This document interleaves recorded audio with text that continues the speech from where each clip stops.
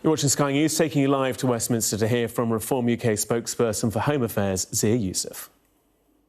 Britain has been devastated by the news of another of our beloved politicians brutally murdered. After Sir David Amess and Jo Cox, now Anne Widdecombe has been savagely killed in her home.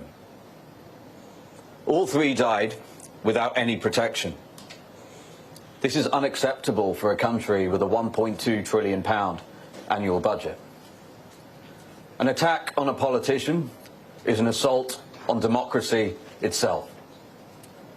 Anne was without doubt one of this country's most formidable and courageous politicians. She inspired me and countless others. She was unwavering in her belief, and she made Britain a better place. I can only imagine what her family is going through, and my heart goes out to them. I cannot tell you why Anne was killed. That is for the police and the courts. What I can tell you is that counter-terrorism police are investigating her murder as a suspected act of terrorism, and I can tell you about the climate in which she was killed.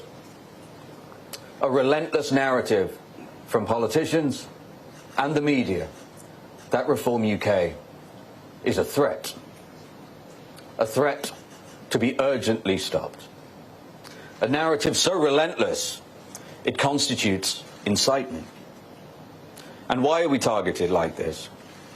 Because we say things that are unfashionable among many in Westminster, but are popular in the country at large. Let me start with the most prominent. And it's incredibly difficult to repeat these words that have been said of our late friend, our late treasure, Anne. But we cannot ever allow this to happen again. And so I must. David Lammy, now the Deputy Prime Minister, described Anne as a, quote, poisonous bigot who wants to, quote, drag us back to the 19th century and, quote, throw minorities out in the cold on the way. He boldly declared, quote, we must stand up to them before it's too late. Before it's too late. Wes Streeting, until recently the Health Secretary, said, quote, if only science had a cure for Anne Widdecombe. A woman on Twitter said, quote, Anne Widdecombe better go this week. She is a little fascist beast. This woman happens to have been, until just a few months ago, the Minister for Safeguarding and Violence Against Women and Girls, Jess Phillips. Ed Davey, the leader of the Liberal Democrats, made the inflammatory declaration that, quote, the greatest threat to the Britain we love doesn't come from Tehran or Moscow. It comes from within.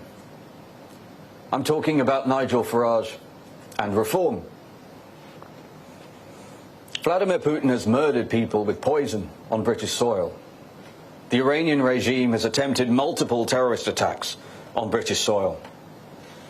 Is it any wonder, with such rhetoric relentlessly levelled at Reform, that some may be moved to try to eliminate that supposed threat through lethal violence? Lisa Nandy, Labour's Culture Secretary, was asked whether Reform were fascists. She responded, quote, if it walks like a duck. The chairman of the Conservative Party likened Reform to Nazis. Instead of sacking him, the leader of the Conservative Party said he was, quote, being funny. Ms. Badenoch, nothing about comparing anyone at Reform to Nazis is funny. Keir Starmer described Reform policies as, quote, racist and immoral. Wes Streeting insisted that Reform was dangerous, nationalistic, and, quote, using propaganda reminiscent of the 1930s. And Lucy Powell described Mr. Farage as, quote, a threat to democracy. Look, these are a tiny fraction of countless examples. And keep in mind that the views Reform UK espouse are anything but niche. Our party has led over 350 national opinion polls in a row. And then there's the media. In the run-up to the 2024 general election, the BBC was forced to apologise to Richard Tice for calling reform far right. Just a few weeks ago, the BBC had to apologise to Nigel Farage for falsely claiming he said people should respond to the body count footage of Henry Novak's murder with, quote, white cold rage. And the aftermath of Anne's death only serves as an appalling case study of the trends that I am describing. It was on the morning of the 10th of July that we learned of the devastating news that Anne Widdecombe had passed away. 9 hours then passed before we discovered it was being treated as murder. During those hours, some in the media appeared gleeful. Adam Bolton appeared on Sky News, referring to Anne as a spinster and an old maid. Peter Tatchell called her a bigot. This was after they learned she was dead. After arresting and releasing a man, the police then arrested a 28-year-old man who lived in South Yorkshire. By Saturday night, we knew that Anne, a high-profile Reform UK politician, had been murdered, and the chief suspect was a man who had driven over 300 miles to her house. We knew that nothing had been stolen. Yet with all this in the public domain, the police, the authorities and the media repeatedly appeared to all but rule out the idea that this could be a politically motivated attack. On the 12th of July, the BBC ran the headline, "Police say no suggestion of political motive in Anne Widdecombe killing after new arrest." That same day, the Guardian's headline was, quote, "Nothing to suggest Anne Widdecombe death politically motivated." Now at this stage, it was obvious something was not adding up. Reform MPs were devastated with grief for the loss of their friend, rocked by the shock of the brutality of her murder. But candidly, they were also fearful. Fearful for their lives, fearful for the lives of their families. And when Nigel made the obvious point that he could see the attack was premeditated, a possibility any serious person had to confront, the media hounded him for it. The Guardian ran the headline, "Police warn Widdecombe murder speculation is unhelpful and distressing." The Times worked with the former Tory MP to run the headline, "Nigel Farage accused of using Anne Widdecombe's death as propaganda." Former Conservative Party leader Ian Duncan-Smith took the opportunity to condemn Nigel, declaring, quote, "Anne's death is not an Agatha Christie novel." As time has passed, Nigel's assertion appears to have been well-founded. And those who attacked him have been proven to be, well, I'll let viewers be the judge. And I'm afraid the police's conduct has also been called into question. Jonathan Hall KC, the government's own counter-terrorism advisor, has said, quote, "I don't understand why Devon and Cornwall police were steering the public away from the idea that this was a terrorist case, and I don't know why they didn't simply say they had an open mind as to the motivation. I think they probably broke one of the golden rules of investigations, which is not to comment on live investigations in case new facts emerge." Now, counter-terrorism police are investigating what they describe as a targeted attack on Anne. The leader of our party lives his life under the ever-present threat of mortal danger. He has received 1,577 threats since February this year, including 597 death threats. The most persistent individual targeting Nigel sent 6 directed threats to him on Facebook between June the 24th and July the 6th, including a message telling him to, quote, "Get the F out of Wales before I just kill Nigel Farage. You can die at any effing moment." Another individual posted on X last month saying, quote, "Execute Nigel Farage today," today in all caps, followed by 2 further escalating posts within 8 hours. A third individual wrote on X, quote, "Can someone shoot Nigel Farage? Make him a self-fulfilling prophecy." In fact, social media is awash with threats to kill Nigel. Such threats have been ever present for years, yet astonishingly, last autumn, just days after the assassination of Charlie Kirk, the authorities took the decision to cut the size of Nigel's security detail by 75%. Then the government sent David Lammy out to declare that Nigel, quote, flirted with the Hitler Youth. Reform donors thankfully stepped in, and the party covered the cost of a security detail the same size as before, commensurate with the enormous threat. This Labour government has since moved to cap funding in a manner designed to surgically choke off Reform's largest sources of funding. Make of that what you will. During the Runcorn and Helsby by-election, Sarah Pochin's office was subjected to at least 9 incidents, including Nazi stickers placed on the building, eggs thrown at the door, threatening visits from members of the public, and an Antifa presence 2 days before polling day.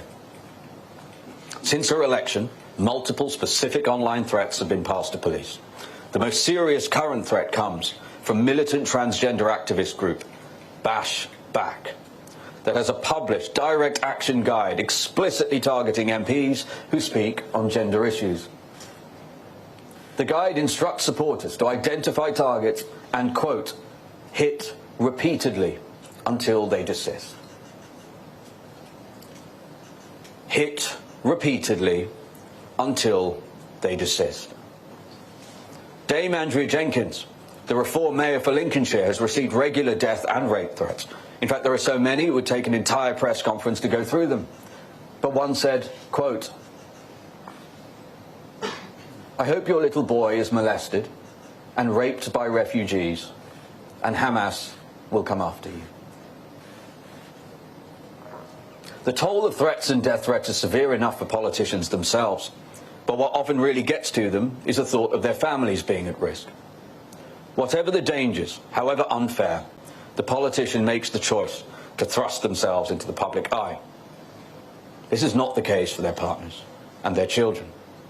And it is in this context that a few weeks ago, an extremely worried father begged the editor of the Times not to publish a photo of his daughter's home.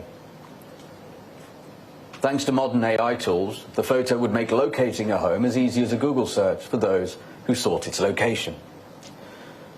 And as I've laid out, there are far too many who would.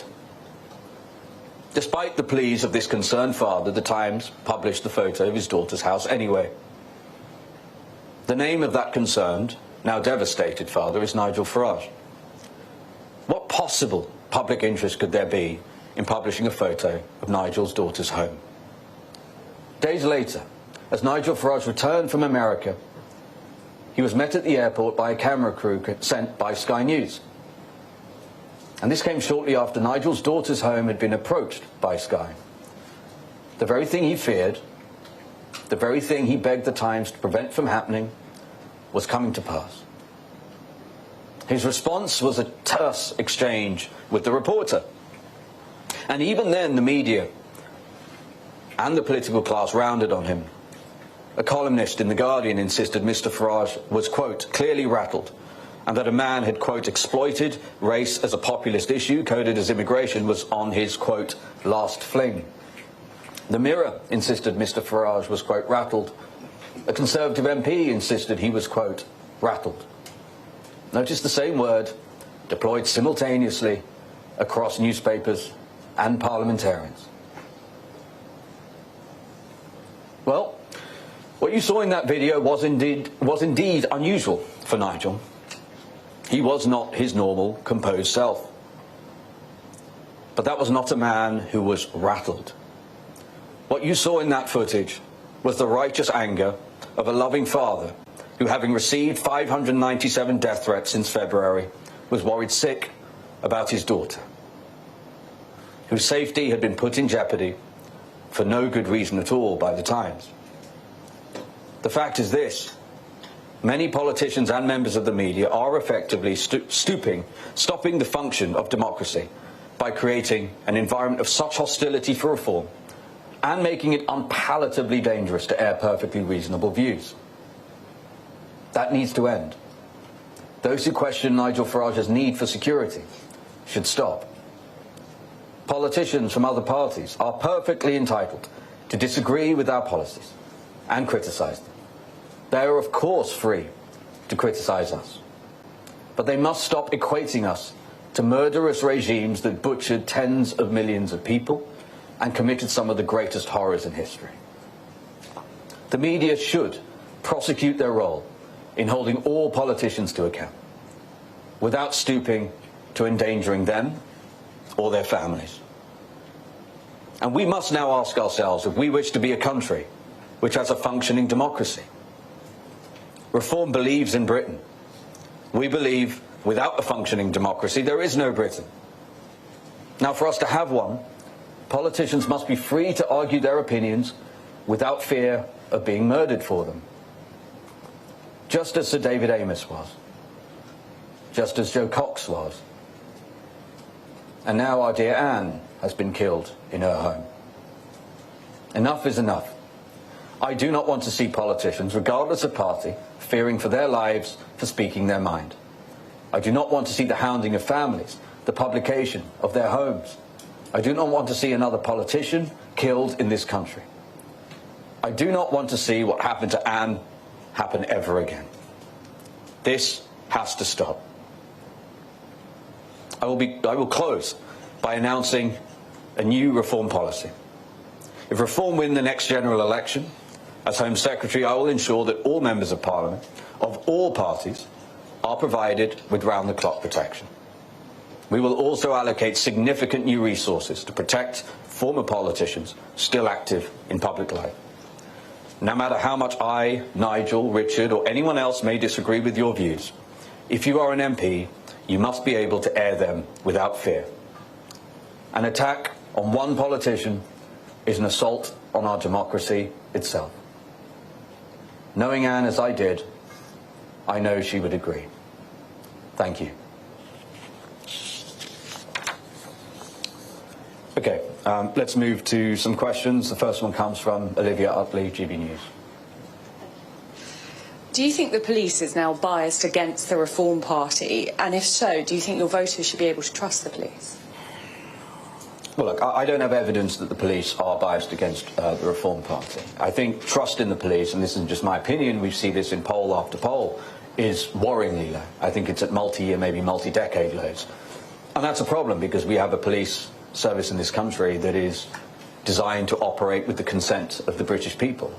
And when we see things like what we saw with the body cam footage of Henry Novak's tragic murder, when we see what people often would describe, frankly, as gaslighting in the initial response from authorities, and without doubt differential responses depending on, for example, the ethnicity of the suspect, I don't think that's helpful. So the vast majority of our police officers are incredible people who put their lives on the line to keep us all safe, and I'm hugely grateful to them. My inbox is full of people, and I've spoken to many serving police officers and former police officers who are, frankly, aghast about some of the things that have happened. The thing that really concerns us are these police race action plans that were introduced, ironically, after the death of George Floyd in America, that do embed, clearly, structural anti-white prejudice, for example, where the police are literally being trained to not be colourblind, to not treat people the same, to treat differences in outcome as a problem in and of themselves. Those are literally inside the plan. This isn't speculation. And that's why we've said a Reform government would immediately scrap those race action plans. We need to have one rule of law for everybody in this country, and we need the police, yes, to be colourblind, to treat everybody the same, regardless of their background or ethnicity. Alex Forsyth, BBC. Thank you very much. It seems to me you're making the argument that some of the language that's used in politics is directly endangering Reform MPs. I wonder, therefore, where you would draw the line when it comes to what is robust political argument and what is, in your words, insightful language, because some of the words you've used lately, calling the Prime Minister sick and depraved, saying the Tories are open borders lunatics who deserve their extinction, accusing them of betrayal, traitors, they're sick arsonists. Where is the line? And will you look at the language that you and your party use if you're asking other parties to do the same? Yeah, so I draw a difference. So if you use the word traitor, for example, the definition of traitor is somebody who's engaged in betrayal. And as far as I'm concerned, it is demonstrable that, for example, the Conservative Party has acted in betrayal of the people who voted for them. And I'm not going to make this, an attack on the Conservative Party right now in this answer, but that is demonstrable. I think there's a clear difference between some of the things you've read out there, and if we're comparing them not to the obvious death threats, obviously we can't compare those things. I think those are clear for anybody in this room. Those are not controversial. But comparing them to some of the comments from existing members of the government, by the way, likening reform to the Nazis, likening reform to the fascists, regimes that are clearly the most brutal and horrific in history, and saying that they pose an urgent threat that need to be stopped, I think those are in a different category. Harry Horton, ITV. Thank you very much. Just on a similar theme, you're not known for someone who pulls your punches. I wonder in recent days whether you've reflected on your own choice of language in recent years and whether you think perhaps all politicians, including yourself, need to tone things down a little bit. And then just secondly, if I may, there were allegations this weekend that George Cottrell, volunteers for your party, as you say, used his personal credit card to pay for some computer tools and software used in this office. What can you say about that? Are those allegations true? Yeah, so look, the first question, I certainly would not say that I would not count myself as immune to any of this. I think the points that I've made in this speech should apply to everybody. I think some of the things that Alex Forsyth just read out, I think they are in a totally different category to just some of the examples that I've given. I reiterate, if you compare Reform MPs, who, by the way, are objectively espousing views that are popular in this country, as evidenced by our position in the polls, to the most murderous and barbaric regimes in human history, and saying that they're an urgent threat to be stopped, I do think that crosses the line. In terms of the second question, respectfully, this press conference is about life and death matters, and it's about Anne, and it's about the safety of MPs. So, you can put that to the press team, and they'll come back to you. Kemin Zeram, Channel 4. Thanks, Mr. Yusuf. Firstly, could you update us as far as you can on the security situation as you see it right now? Has Mr. Farage had an opportunity to meet Ravik? Is there anything you can say about whether any overtures have been made by the state to either Reform HQ or your MPs about additional security now? Are there more state-funded, i.e. we pay for them, security people here? And lastly, the policy that you've just outlined that you will aim to bring in should you become a government, how much will that cost? Sure. So in terms of the current situation with state protection for Reform MPs, there has been some movement in the very near past. I'm not going to comment on that, but suffice to say, I think particularly in light of new information, I'm pleased to say the threats are being taken seriously. So that I will say, and we're grateful for that. In terms of the cost, look, the cost of providing round-the-clock protection for members of Parliament, for all members of Parliament, we estimate to be around about £100 million. But I will say this, even if it is more, not only does this country have a £1.2 trillion annual budget, you may have seen reports that the British government plans to spend £40 billion on refurbishing Parliament. What's the point in a beautifully refurbished Parliament if those legislating within it are either dead or fearful for their lives? So as far as I'm concerned, this is one of the rare occasions in government. It should be no expense spared, and I will go to the wall on that. And has Mr. Farage met Ravik? I'm not going to comment on that. I will leave that to him to share that as and well he feels ready. Rob Powell, Sky News. Thank you, Rob Powell, Sky News. On your new policy, you talked about potentially upping resources for former politicians who are still in the public eye. That's a potentially very, very big group of people if you look across all the parties. I just wondered if you could flesh out practically what sort of security you think that group should have, because it could be a very big job for the government, for the state to take on. And just secondly, you talked a little bit about donation rules as well. Are you suggesting that rules around party political donations should be loosened so that political parties are better able to provide security privately? So in terms of the first question, yes, it is quite a large group of people, well aware of that. Yes, it will cost money, well aware of that. But I maintain we do not have a functioning democracy in the United Kingdom if MPs feel that they, again, of all parties, I want to be crystal clear, the policy response we are proposing, and I've actually advocated for some time, is for all MPs of all parties, and it will be based in terms of former politicians. It will, of course, risk assessments will form a part of it. But, you know, the threshold at which point that security becomes necessary under a reform government will be much, much lower than it is currently, based on the things that I have seen within our party. In terms of your second question, look, the point I'm making is that we have seen the government in recent months move to legislate to choke off funding for reform. And, you know, they will put their reasons forward for why they're doing that, but they haven't really hidden it. You know, they've been pretty explicit about what they're doing.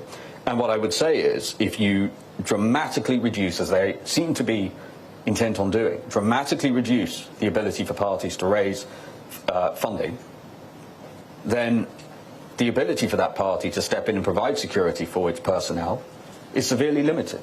And I don't think, again, I don't think that's good for democracy. I don't think that's good for this country, regardless of which political party you support. I'm sure you would could speak to members of the Green Party, for example, who would share, I know this is true actually, there are many MPs who are deeply concerned about the level of security that is provided for them and their families. So I think this is something that does need to be done. Bethany Dawson, LBC. Hi. Would you just speak to the specifics that you think need to change when it comes to MP security? You say they need round-the-clock security, but, you know, there are sort of panic alarms that MPs carry with them constantly. And within your plans, would you do anything specifically to protect female MPs? As you've said, there are some really horrifying sort of differences in the abuse that women face. Yeah. So in terms of just to address that latter one, I would agree. Based, you know, I can only go off my own experience. You know, I don't have access to government intelligence, but some of the things that female politicians within reform, who I consider close friends, have to receive is frankly demonic. And actually, I couldn't even, some of the things going, I mean, it was a pretty harrowing thing to even put this speech together. And I wouldn't wish it on anyone. So yes, is the answer to that. I'm sorry, your first question? Just specificities to what you think needs to change. Yeah, so look, I will make a few points as someone who is pretty security conscious. You know, I've seen online and in, both among commentators and in the media the words protection and security used interchangeably. And so people say, when I say the state's not providing protection, people say, well, that's not true. Look, they're providing security. They're checking your CCTV. They provided you with a direct phone line to the police. Protection and security are not the same thing. No CCTV camera has ever prevented somebody being murdered.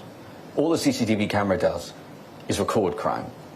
Likewise, a telephone number to the police, well, we've all got one of those. Let's be realistic about that. And if anyone thinks that if somebody, in a premeditated fashion, sets out to murder an MP, is going to be stopped by somebody making a phone call, direct line or not, I think that's for the birds. And so what I'm talking about is protection with a foundation of intelligence. That's what demonstrates that you're taking it seriously. And by the way, that's very expensive, yes. You know, there's no doubt about that. It is expensive, and I make no bones about this. This is one area of politics and government spending where I think it should be no expense spared, regardless of which political party the MP represents. So I think that's an important point, and I think some of the discussion around these issues, I sit there reading it, and frankly, sometimes it just makes me angry, because the idea, if somebody is saying, I'm receiving multiple death threats, people are threatening to murder and rape my children repeatedly, and they're being told, stop complaining, the police, quote, know where your house is, direct quote from one media commentator, and we provided you with a direct line to the police should you need it, I think that's frankly insulting. Michael Knowles at The Express. Thank you. What contact did Reform expect from the police and MI5 in the wake of Anne Widdecombe's death, given that detectives are now looking at whether other Reform politicians were being targeted? And do you think they are doing enough to tackle the threat of left-wing extremism and left-wing terrorism? Yeah. So I want to start by just saying we obviously don't yet know for sure what the motive was around this. I'm going to around Anne's tragic murder. So I'm going to talk in generalities. You know, look. The first point I would make is if you're taking threats seriously and you're operating on a balance of probabilities basis and you're talking about life and death, and in the wake of a brutal murder, I think it pays to err on the side of caution. And so, look, I'll speak for myself. If I was the Home Secretary of this country and, you know, a high-profile former politician with outspoken views had been brutally murdered, even without any further information than that, I would, on a precautionary basis, out of an abundance of caution, ratchet up in a pretty serious way, at least on a temporary basis, protection for her colleagues. Especially if I knew that her colleagues were in receipt of thousands and thousands of threats and hundreds of death threats every year. Why? Because maybe you'd say there's a 90% chance it's not necessary. If there was a 1% chance that it was necessary, it's still the correct course of action, is it not? And when Reform HQ, when our security team learned that Anne had been brutally murdered, they moved quickly with the resources they had, which is obviously not the same as the resources the police or the authorities would have, but they moved incredibly quickly to provide round-the-clock protection for the Reform MPs. And I am absolutely going to draw a contrast between those two things. So it's perfectly reasonable to say, of course, the police did not have all of the facts. And I'm just giving you my own personal view here, and I would compare those two things. And I want to stress this too. My answer would be exactly the same. Obviously, the fact that it's Anne, it's our friend, and our colleague makes this all the harder. But I think my judgment's clear on this, that I can say with my hand on my heart, I would do that regardless of which political party we were talking about. And, you know, as I said, in terms of threats being taken seriously, well, the fact that there is an organisation called Bash Back that is directing those who follow it to, I'm paraphrasing, but hit repeatedly until they desist. If an MP talks about gender issues, that probably speaks for itself, I would say. Charles Hymas, The Telegraph. You obviously talked about politicians, but also on a local level with councillors and also staff working for political parties. Would they be included in any review that you did about whether they needed protection? And then also you talk about incitement. Do you believe that the incitement of other politicians crosses the criminal threshold?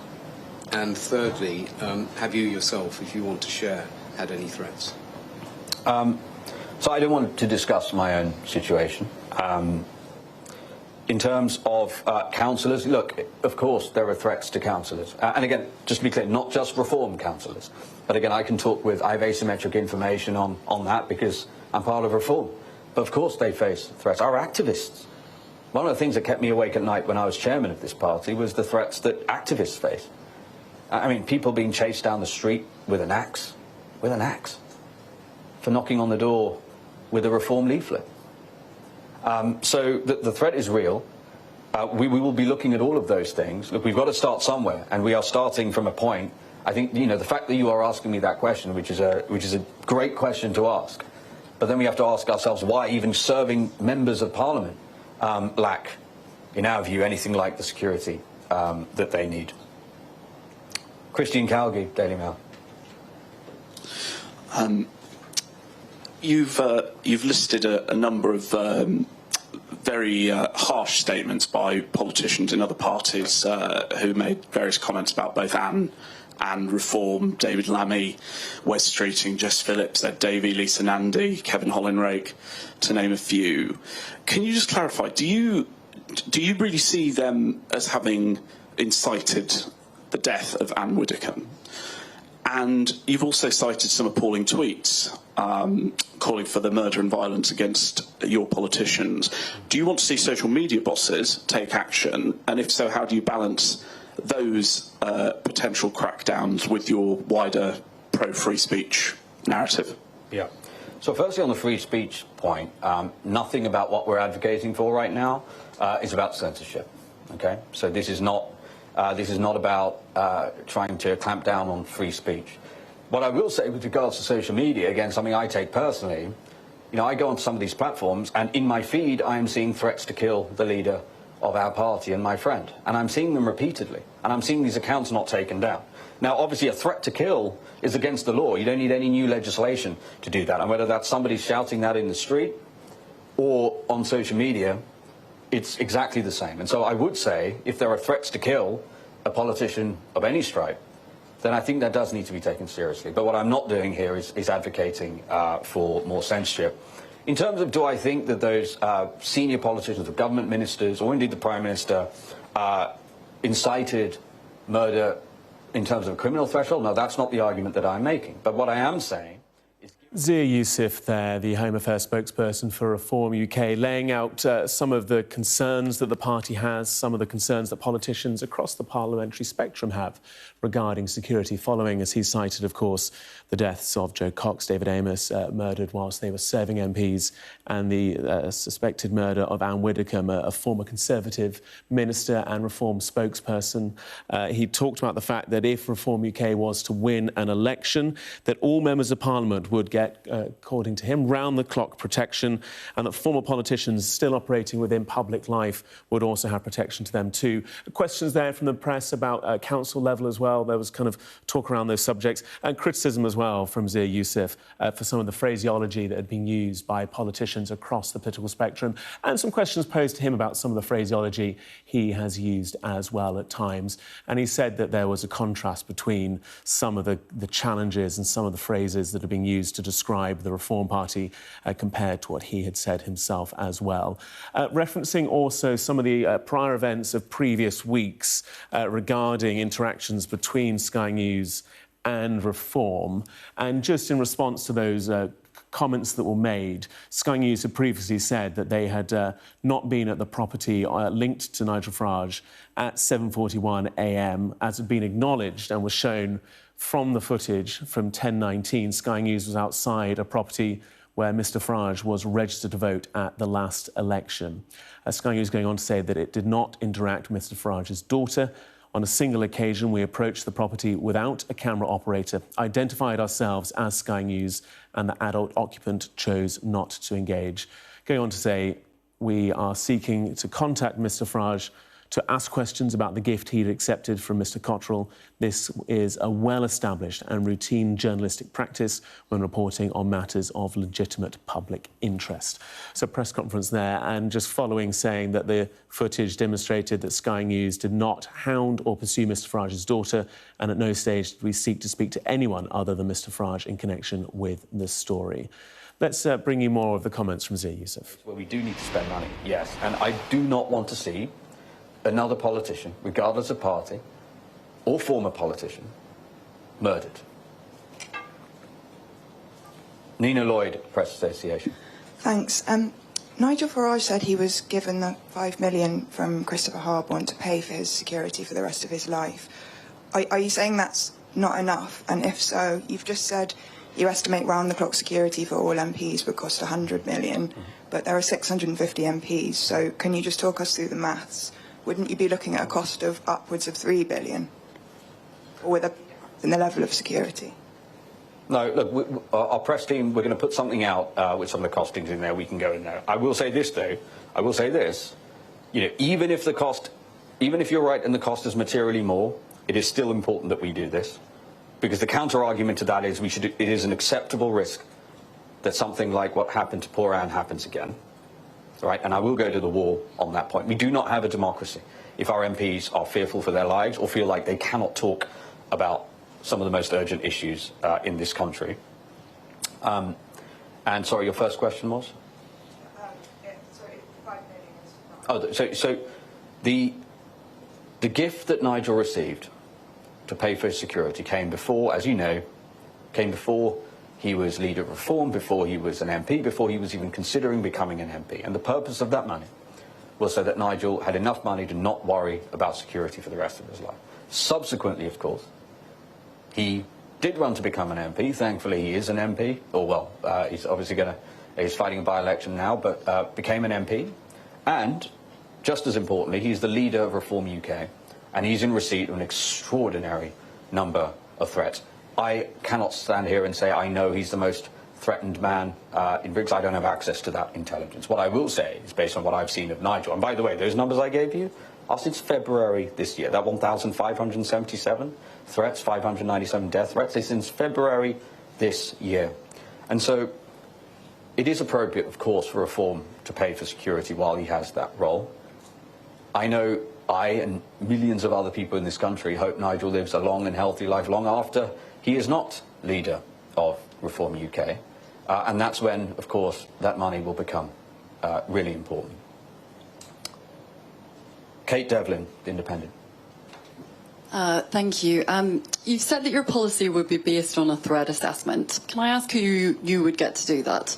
Because obviously the police and the security services have been doing threat assessments on the threats to politicians since they were being targeted by the IRA. What makes you think that your system would be better? And are you suggesting that your policy would be so successful that no violent perpetrators would be able to get around it? So firstly, nobody could ever make such a promise. No system is perfect. And all we can try to do is minimise the risk that something like this happens again.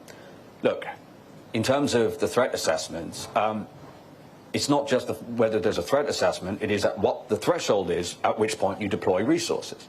So, you know, I've got no evidence that the threat assessments themselves, the documents coming back, again, I'm not privy to them, but I've got no evidence that those are inadequate. But what I think is absolutely inadequate is the budget and resource being allocated against that. Because if you're taking from a zero-sum pool that is woefully inadequate, then what you're going to see, I think, is what we currently have, which is a situation where many MPs, Reform and non-Reform, feel incredibly unsafe. And that is the key point. Kate Devlin, The Independent. Oh, sorry. Oliver Harris, Politics UK. Zia, shortly after Anne's tragic murder was being investigated as an act of terror, you wrote on X that people shouldn't speculate, and if they do, that means to shut up and accept the establishment narrative. Which narrative do you think was being unfairly pushed in the wake of this appalling act? And do you think speculating on investigations by the police broadly is fair? Thank you very much. So no, I don't, with regards to your second question, but I want to elaborate on that point. Because as I said in my speech, one of the things that's really important to remember here, yes, this is politics, yes, you know, it has implications for national policy and our society at large. But Anne was also a dear friend to us. And I'm going to reiterate, you know, aside from the shock and the grief, there was an overwhelming sense of fear amongst the Reform MPs. And so I go back to the original point. What was going through my mind is how would I react if I was in a position to be able to discharge these sorts of resources, state resources. I would operate on the basis that our democracy was sacrosanct. I would not allow it to be threatened. And if there are serving MPs who are colleagues of an amazing woman who had been barbarically murdered, who had outspoken political views that those colleagues often shared, that they felt safe. And I would go to the ends of the earth to make sure that nothing would happen to them. And that's why I took exception to, and again, I read you a direct quote from the government's own counter-terrorism advisor. This isn't just my view. If anything, it was the police. I went on to tweet, it was the police that were effectively speculating. And so that is a really important point here. I think the response was not only inadequate from a security perspective, the pretext for that inadequate, in my humble opinion, I'm just expressing my personal view here, the pretext for that inadequate response was essentially steering people away from the idea that this could be a politically motivated attack, something that seems increasingly likely to have been incorrect. Emilio from Politico. Hi, thanks. Two questions. Firstly, can you just be clear about who is in scope of this policy? Peers, metro mayors, you talked about hostility towards Andrea. I think it came up earlier, I'm not sure you were quite clear about it. Councillors, like what politicians completely we talk about. And then secondly, as you'll know, the Parliament rules are that any donations in the 12 months before an MP was elected that might reasonably be thought by others to be potentially influential should be registered. obviously the first bit of draft legislation you guys published was this crypto bill, which has now been deleted. Do you not think now, in hindsight, it would have been sensible just to err on the side of caution and just register that 5 million, maybe the cultural donations, etc., just to be sure, to be careful, so that you don't end up in the situation you're in now, where you're kind of fighting it after the fact? Yeah, so in terms of who's in scope, so firstly, all serving MPs, okay? And that, they will get under a reform government, they will get round-the-clock protection, not based on, obviously there will be threat assessments and things could be ramped up additionally to that based on threat assessments, but all will receive round-the-clock protection. Beyond that, we're talking about former politicians who are who remain active in public life. That will be based on a threat assessment. We will have more to announce about others. Look, as I said, there are many politicians in this country who I think feel extremely unsafe, and rightly so. But the measures that we are proposing now are a significant phase shift and a big multiplication of current resources being deployed to protect politicians. With regards to your other question, as I said, just out of respect for the theme of this press conference, I'd ask that we stick to the theme of MP security. Dave Burke, The Mirror. Yeah, thank you, Zia Yusuf. You're absolutely right to say that the temperature needs to be turned down. Will you be telling reform supporters, i.e. the ones you have control over, to be careful about the way they talk about opponents, and would you call for all other parties to do the same? Should all parties have a transparent disciplinary process for cases where people do go too far? Does reform have one? And just if I may, the right way for voters to have their say is through the ballot box. Are you concerned about the electoral threat campaign phase poses to your party leader? So again, with regards to the second question, we will have people in the media to talk about all sorts of issues, and they'll happily take that question. In terms of,